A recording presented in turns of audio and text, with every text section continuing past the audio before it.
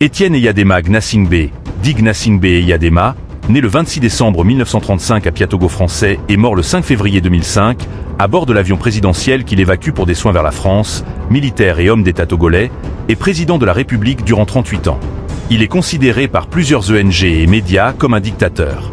Issu d'une famille paysanne protestante, Étienne Eyadema, né le 26 décembre 1935 à Pia dans le nord du Togo, ancienne colonie allemande placée sous mandat de la Société des Nations après la défaite de l'Allemagne à la Première Guerre mondiale.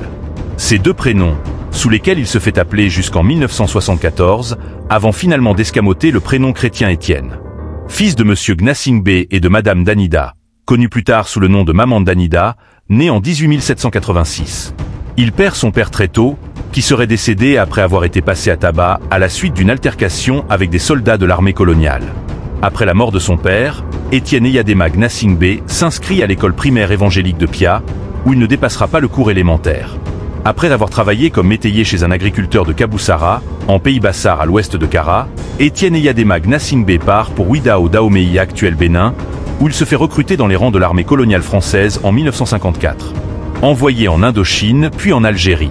À la suite de l'indépendance politique du Togo et à la fin de la guerre d'Algérie, Étienne Eyadema Gnassingbé et d'autres combattants indigènes de l'armée coloniale sont démobilisés et rentrent dans leur pays d'origine, nouvellement indépendant en 1962.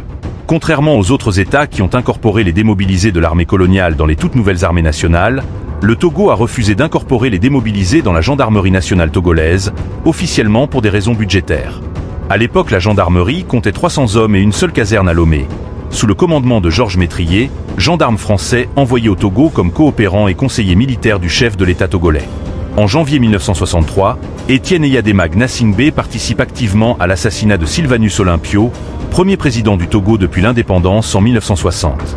Il revendiquera dans la presse cet assassinat.